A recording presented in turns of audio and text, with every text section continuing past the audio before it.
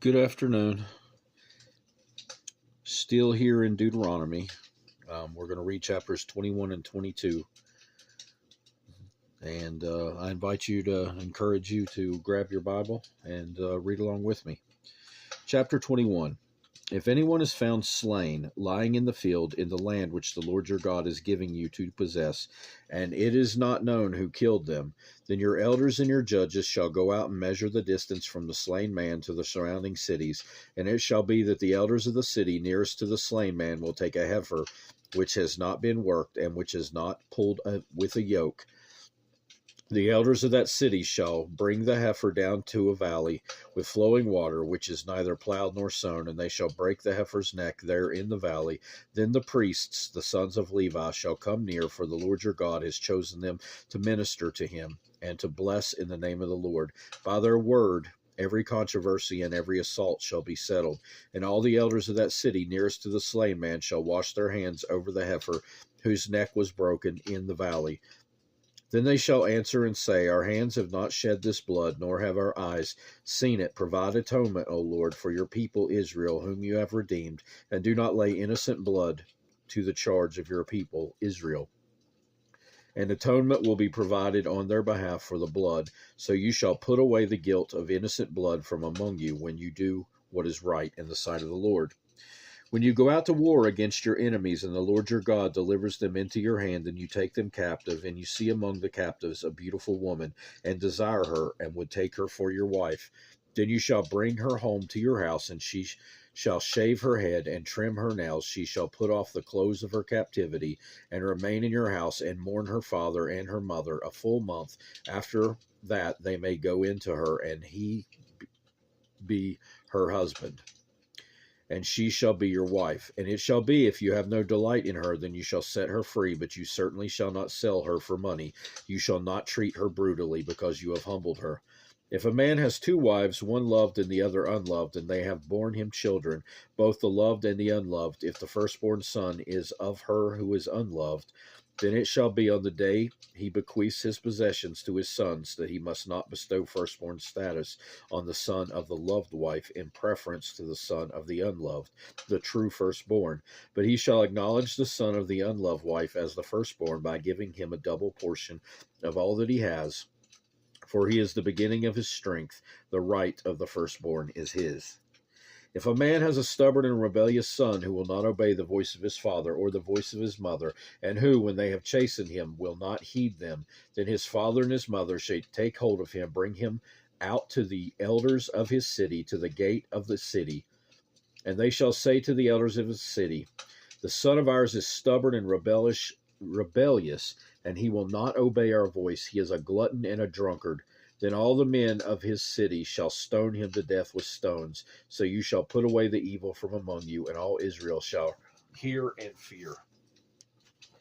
If a man has committed a sin deserving of death, and he is put to death, and you hang him on a tree, his body shall not remain overnight on the tree, but you shall surely bury him that day, so that you do not defile the land which the Lord your God is giving you as an inheritance. For he who is hanged is accursed of God. Chapter 22. You shall not see your brother's ox or his sheep going astray, and hide yourself from them.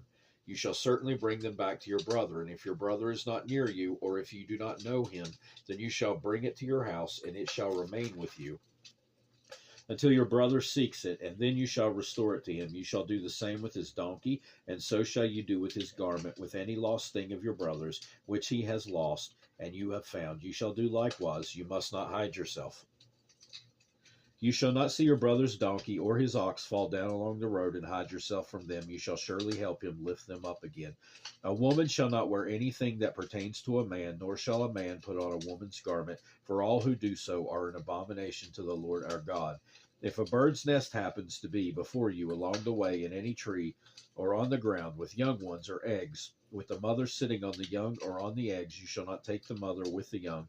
You shall surely let the mother go, and take the young for yourself, that it may be well with you, that you may prolong your days. When you build a new house, then you shall make a parapet for your roof, that you may not bring guilt of bloodshed on your household if anyone falls from it. You shall not sow your vineyard with different kinds of seed, lest the yield of the seed which lest the yield of the seed which you have sown and the fruit of your vineyard be defiled. You shall not plow with an ox and a donkey together. You shall not wear a garment of different sorts, such as wool and linen mixed together. You shall take tassels on the four corners of the clothing which you cover yourself. If any man takes a wife and goes into her and detests her and charges her with shameful conduct and brings a bad name on her and says, I took this woman, and when I came to her I found she was not a virgin, then the father and mother of the young woman shall take and bring out the evidence of the young woman's virginity to the elders of the city at the gate. And the young woman's father shall say to the elders, I gave my daughter to this man as wife, and he detests her. Now he has charged her with shameful conduct, saying, I found your daughter was not a virgin. And yet these are the evidences of my daughter's virginity, and they shall spread the cloth before the elders of the city.